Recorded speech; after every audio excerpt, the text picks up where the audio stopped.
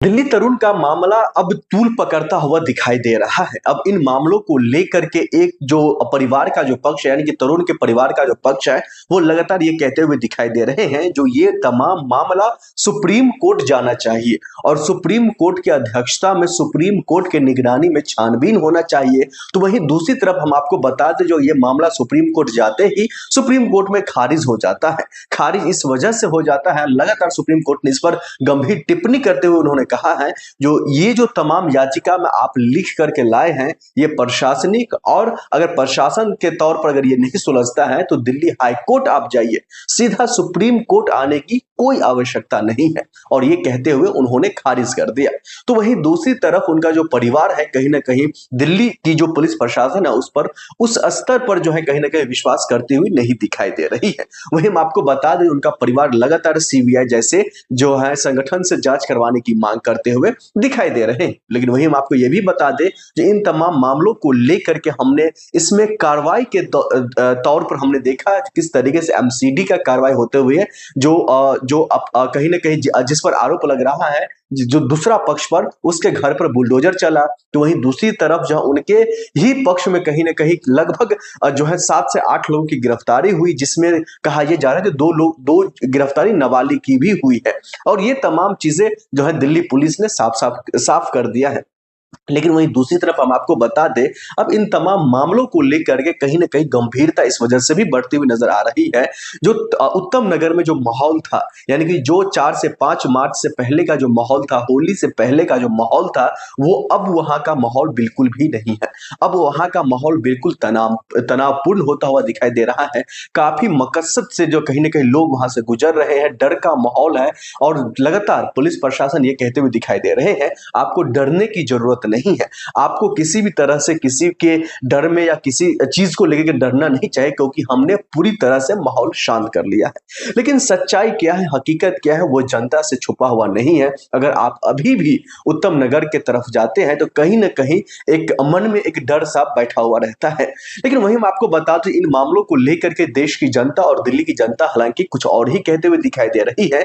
लेकिन वहीं हम आपको यह भी बता दें, इन मामलों को लेकर के दिल्ली पुलिस और दिल्ली सरकार जो है कार्रवाई पर कार्रवाई करते हुए दिखाई दे रहे हैं। लेकिन देखना यह होगा कि क्या यह मामला अब सीबीआई के हाथ में जाता है, क्योंकि उनका जो परिवार है वो लगातार सीबीआई जैसे संगठन से जांच करवाने की मांग करते हुए दिखाई दे रहे हैं। और वो लगातार ये कहने की कोशिश कर रहे हैं जो अगर सीबीआई जांच होती है तो दूध का दूध और पानी का पानी हो जाएगा, और ये भी साफ हो जाएगा जो आखिरकार इस घटना में गलती किसकी है। क्योंकि एक पक्ष लगातार तरुण पर गलती ठहरा रहा है, तो वहीं दूसरी तरफ जो है तरुण का जो परिवार है वो लगातार मुस्लिम पक्ष पर जो है कार्रवाई और उस पक्ष पर जो है लाठी डंडों से पीटने की लगातार आरोप लगा रहे हैं। आगे क्या कुछ इन मामलों को लेकर के जब मैं ग्राउंड पर था और कई सारे लोगों से बातचीत किया, वो क्या कुछ कह रहे हैं ये देखिए। दिल्ली पुलिस पे इनको भरोसा नहीं है। हम यही 2020 का बात बता रहे। दिल्ली पुलिस के सामने ये आज जो यहाँ का गृह मंत्री बन बैठा है कपिल मिश्रा, और एक वो क्या नाम है उसका, एक हिमाचल का है वो ये लोग किस तरीके से दिल्ली पुलिस के सामने बोला था, 2 घंटा का सहमाई दे रहे हैं। और वहां पे उनके ट्रम्प पप्पा आए हुए थे इन लोगों के, तो इस वजह से, और अगर ये टाइम नहीं रहता तो हम पूरे लोग को समझा देते। पुलिस के सामने क्या किए थे, पुलिस कुछ नहीं किए। बीजेपी के लोग थे, वो बीजेपी के ही थे ना। आप बताइए उसके बाद दंगा हुआ तो क्या हाल हुआ, कितने लोग की मौत हो गई, क्या क्या नहीं, कितने लोग बेघर हो गए। तो आप फिर से वही काम करवाना चाह रही हैं। और दिल्ली पुलिस के जहां तक बात कर रहे हैं, दिल्ली पुलिस अमित शाह के अंदर आते हैं। और ये रेखा गुप्ता की जो बात कर रहे हैं ना, रेखा गुप्ता कुछ नहीं, ये है ना रेखा गुप्ता से उनके परिवार मुलाकात भी किया और सारी चीजें अपनी परेशानी बताए थे, उसके बावजूद भी इस तरीके की बातें निकल कर आ रही हैं। परिवार अभी भी न्याय के लिए भटक रहा है, तो न्याय मिलेगा कैसे? देखिए, परिवार न्याय के लिए नहीं भटक रहा, परिवार को लोग भटका रहे हैं। ये जो बोलते हैं ना नीच मानसिकता के लोग हैं, उन लोग परिवार को भटका रहे हैं, परिवार को बरगला रहे हैं इस तरीका से। आप बोलिए रेखा गुप्ता से मिले, रेखा गुप्ता का क्या बयान आया, क्या जवाब आया? उन्होंने बोले सिर्फ हम अपना एक बोलते हैं ना कि संतुलन दे दिए कि हाँ भाई ठीक है, हम आपके लिए कुछ करेंगे, करवाएंगे। लेकिन क्यों नहीं करवा रहे? क्योंकि उन लोगों को भी मालूम है कि अब ये राष्ट्रीय मुद्दा वाला बात ना हो जाएगा। दिल्ली पुलिस जिस तरीके से आज मालूम है आपको, बम ब्लास्ट हुआ, क्या हुआ, आज तक कोई जांच का कुछ पता नहीं चला, क्या क्या नहीं हो रहा है। तो अब अमित शाह भी चाह रहे हैं कि जो हाल है, जो माहौल है देश में, और जिस तरीके से बीजेपी वाले की ग्राफ गिर रही है, तो उनके और ग्राफ ना गिर जाए, इसलिए ये लोग शांत हैं। और ये लोग जो कर रहे हैं थोड़ा थोड़ा हंगामा, ये नफरती चिंटूवाज जो है ना, इन लोगों ना सुकून से बैठ ना जाएं। लगना चाहिए कि हाँ अभी हम लोग हैं, आरएसएस बजरंग दल वाले लोग, ये बीजेपी के नफरती चिंटू, कि हैं हम लोग जिंदा, इसलिए थोड़ा थोड़ा हंगामा कर रहे हैं और वो बच्चे का मौत का ये मजाक बना रहे पूरे देश में। फिर आप कह रहे बच्चे के मौत का मजाक बना रहे हैं, माँ बाप न्याय के लिए दर दर भटक रहे हैं और आप कह रहे जो उनको भटकाया जा रहा है। नहीं, मुझे एक बात बताइए, दर दर किस तरीके से भटक रहे हैं? अगर ये कानूनी काम कर रहे हैं, कानूनी कार्रवाई हो रही है, तो आप उसको होने दीजिए ना। आप डायरेक्ट सुप्रीम कोर्ट जा रहे हैं, कुछ भी कर रहे हैं, मतलब अपने मन से कुछ नहीं ना कर सकते। कानून है ना, कानून किस पे है? कानून पे आपको भरोसा है कि नहीं? कि मतलब आप ही चाह रहे हैं जिस तरीके से बोले तो उसको मार देंगे हम, उसके घर परिवार को खत्म कर देंगे, तो वही चाह रहे हैं क्या? कि मतलब हम जो एक अपराध कर दिया और वो आप भी अपराधी बनने वाला बात कर रहे हैं, काम कर रहे हैं? नहीं, तो आखिरकार फिर मुसलमानों के खिलाफ इस तरीके का माहौल फिर बना कौन रहा? नहीं, बना रहा कौन? बीजेपी आरएसएस के लोग हैं, ये बजरंग दल के लोग हैं, ये लोग देश का माहौल बिगाड़ना चाह रहे हैं।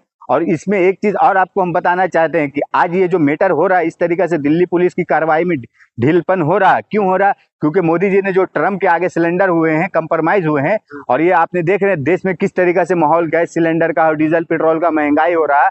तो ये सब चीज को लेकर सोच रहे हैं कि भाई इसमें अभी हम कहाँ फंसने जाए, और ये सबको ये लोग ठंडे बस्ते में डालना चाह रहे हैं। उनके परिवार या उनके बेटा को न्याय नहीं मिलेगा? मिलेगा। देखिए न्याय मिलेगा, बहुत ऐसा है कि न्याय किसको नहीं मिलता। आपको कितने सालों साल लग जाते हैं न्याय मिलने के लिए। आज देख लीजिए किस तरीके से उमर खालिद है, शर्जील इमाम है, किस तरीके से जेल में पड़ा।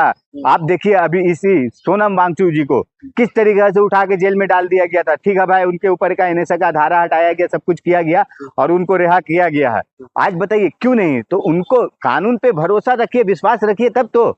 आप तो बोलेंगे कि हम खुद ही न्याय करेंगे और जो नफरती लोग हैं उनके साथ में मिलकर न्याय करने वाला बात करेंगे, तो कैसे न्याय मिलेगा? लेकिन फिर भी सवाल ये भी निकल कर आ रहा है, जो आखिर दिल्ली के जो उत्तम नगर में जो घटना हुई है, उसके बाद कहा जा रहा था ईद पर हम होली खेलेंगे, होली वाले दिन घटना हो जाती है, तो फिर इस तरीके की बात आगे बढ़ने ही क्यों, मतलब बढ़ ही क्यों रहा? नहीं, देखिए एक बात बताइए मुझे, होली वाले दिन ये घटना हुई है, ठीक है, होली वाले दिन में उस बच्चे का झगड़ा हुआ, उसने मार दिया उसको, ये मालूम है आपको।